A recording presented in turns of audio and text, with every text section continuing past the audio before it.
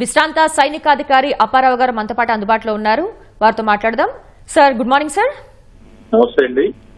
Sir, నిన్న మన భారత సరిహద్దు ప్రాంతాల్లో పాకిస్తాన్ భారత్ సరిహద్దు ప్రాంతాలైన పంజాబ్, రాజస్థాన్, హర్యానా అలాగే జమ్మూ కొన్ని ప్రాంతాల్లో పాకిస్తాన్ దాడులు చేపట్టింది. అయితే ఈ దాడుల్ని భారత సైన్యం ఏ విధంగా తిప్పికొట్టగలిగింది? ఇప్పుడు దాడులు జరిగినప్పుడు జనరల్ గా తిప్పికొట్టడం అంటే మన దగ్గర ఉన్న లేటెస్ట్ వెపన్స్ ఏవైతే ఉన్నాయో వాళ్ళు అంత పవర్ఫుల్ దాడులేం కాదండి అవన్నీ కూడా వాస్తవంగా. కానీ ఏదైనప్పటికీ దానివల్ల నష్టమే, అందులో డౌట్ లేదు. హలో సార్, చెప్పండి సార్. సో మెయిన్ ప్రాబ్లం ఏంటంటే ఇప్పుడు మనం యాక్చువల్ వాళ్ళతో యుద్ధం చేయాలని కానీ వాళ్ళ ఆర్మీతో ఇచ్చేయాలని కానీ మన ఉద్దేశం కాదు. యాక్చువల్లీ మన టార్గెట్ ఏంటి, కేవలం ఉగ్రవాదుల్ని టెర్రరిస్టులను మట్టుబెట్టడమే మన యొక్క ధ్యేయం. ఒకవేళ వాళ్ళు కూడా టెర్రరిజానికి మేము వ్యతిరేకం, టెర్రరిజం మేము కూడా ప్రోత్సహించాం, టెర్రరిజాన్ని మేము కూడా అణిచివేస్తాం అని ప్రగల్భాలు పలుకుతున్నారు తప్ప టెర్రరిస్టులను పెంచి పోషిస్తుంది పాకిస్తాన్ అన్న విషయం మనందరికీ తెలుసు. ఈ నేపథ్యంలో వాళ్ళు మన మీద అనవసరంగా దాడి చేసి వాళ్ళ కొంత వాళ్ళు కూల్చుకునే అవకాశం ఉంది.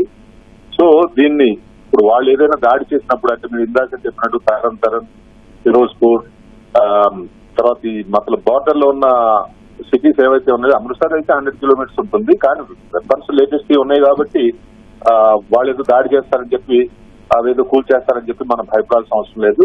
వాటన్నిటిని జామ్ చేసేంత అద్భుతమైన లేటెస్ట్ టెక్నాలజీ మన దగ్గర ఉంది. కాబట్టి నిన్న ఒకవేళ వాళ్ళు కాలు దువ్వి కయ్యానికి వచ్చినట్లయితే ఇప్పటి వరకు వారు డిక్లేర్ చేయలేదు. దౌత్యపరంగా పెద్దలు కూర్చొని మాట్లాడుకొని యుద్ధ వాతావరణం లేకుండా అటు వాళ్ళ పౌరులు కావచ్చు ఇటు మన యొక్క పౌరులు కావచ్చు నష్టపోకుండా ఇక్కడ కూడా ఆపేయాల్సిన బాధ్యత ఉంది. వాళ్ళు కయ్యానికి కాలు దువ్వి ముందుకు వస్తే మాత్రం ఈ తర్వాత పాకిస్తాన్ ఇంతకు ముందు మీన్స్ 1971 ఆర్ 1965 కంటే కూడా ఎక్కువ నష్టపోవడానికి అవకాశాలు ఉన్నాయి. ఎందుకంటే మన దగ్గర ఉన్న టెక్నాలజీ కావచ్చు, మన దగ్గర ఉన్న వెపన్స్ ముఖ్యంగా 1971 కి ఇప్పటికీ చాలా డిఫరెన్స్ ఉంది. నేను 1971 లో పాకిస్తాన్ వెళ్లి పాకిస్తాన్ మీద పోరాడి వాళ్ళని ఓడించి వచ్చిన యుద్ధ వీరుల్లో నేను కూడా ఒకడిని. సో బట్ టెక్నాలజీ పరంగా అప్పటికి ఇప్పటికీ there is lot of difference. 54 years back ఇప్పటికి ఉన్న డిఫరెన్స్ మీకు తెలుసు. కాబట్టి ఫైనల్ చెప్పేది ఏంటంటే వాళ్ళు ఎక్కడైనా దాడులు జరిపినా వాటిని తిప్పి కొట్టే సామర్థ్యత అనుకోండి, లేదా వాళ్ళని మట్టి గడిపించే సామర్థ్యత అనుకోండి, వాళ్ళకంటే 100 రెట్లు మనకు ఎక్కువ. సార్, నిన్న మనం జరిగిన ఈ దాడులను బట్టి చూస్తే మొత్తంగా పాకిస్తాన్ కొన్ని డ్రోన్లను కానివ్వండి, పేలుడు పదార్థాలని, F-16, F-17 వంటి యుద్ధ విమానాలని వాటిని వాడి వేటిని ముఖ్యంగా లక్ష్యంగా చేసుకుందంటారు? ఇప్పుడు వాళ్ళు F-16 అంటే అమెరికా వాళ్ళు సప్లై అప్పట్లో చేసిన ఒక జెట్ ఫైటర్స్ అనుకోండి. అంతకంటే పవర్ఫుల్ మన S-4 ఉంది. అది 300 కిలోమీటర్స్ వరకు కూడా దాని టార్గెట్ ను ఛేదించగలిగిన సామర్థ్యత మనకు. సో అలాగే ఇంకా అంటే మనం వెపన్స్ గురించి ఎక్కువ వివరంగా చెప్పుకోకూడదు, అది కొంచెం సీక్రెట్ గా ఉండాల్సిన విషయం. సో నేను సైనికుల్లో ఒక మాజీ సైనికుడికి ఎంతవరకు చెప్పాలో అంతవరకు చెప్తాను. సో వాళ్ళు ఎలాంటి ఆయుధాలతో, ఎలాంటి ఫైటర్స్ తో, నేవీ కావచ్చు, ఎయిర్ ఫోర్స్ కావచ్చు, ఆర్మీ కావచ్చు, వాళ్ళ బలగాల కంటే మన వాళ్ళు ఎక్కువ ఉన్న మాట కూడా వాస్తవం. ఏ విధంగా వచ్చినా మనకు పోటీ కాదు వాళ్ళు.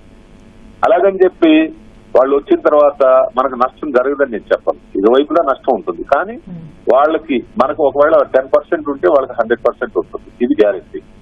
కాబట్టి వాళ్ళ దగ్గర మీరు అన్నట్టు F-16 ఆర్ సమ్ అదర్ ఈ జెట్ ఫైటర్స్ ఏవైతే ఉన్నాయో అసలు మన భూభాగంలో కాకుండానే వాటిని పూర్తి సామర్థ్యం మనకు పూర్తిగా ఉంది. సార్, అయితే ఈ క్షిపణులను గుర్తించేందుకు మన సైన్యం వద్ద ఎటువంటి ఆధునిక సాంకేతిక పరిజ్ఞానం ఉంది సార్? ఇప్పుడు ఆధునిక సాంకేతిక పరిజ్ఞానం అంటే ఎప్పుడు కూడా ఆటోమేటిక్ గా ఎవరికి వాళ్ళు ప్రకటనలు చేస్తూనే ఉంటారు. ప్రకటనలు చేయటం మీన్స్ మా దగ్గర ఇలాంటి లేటెస్ట్ వెపన్స్ ఉన్నాయని వాళ్లే ప్రకటిస్తూ ఉంటారు. అయితే కొంత సీక్రెట్ ఉంటుంది.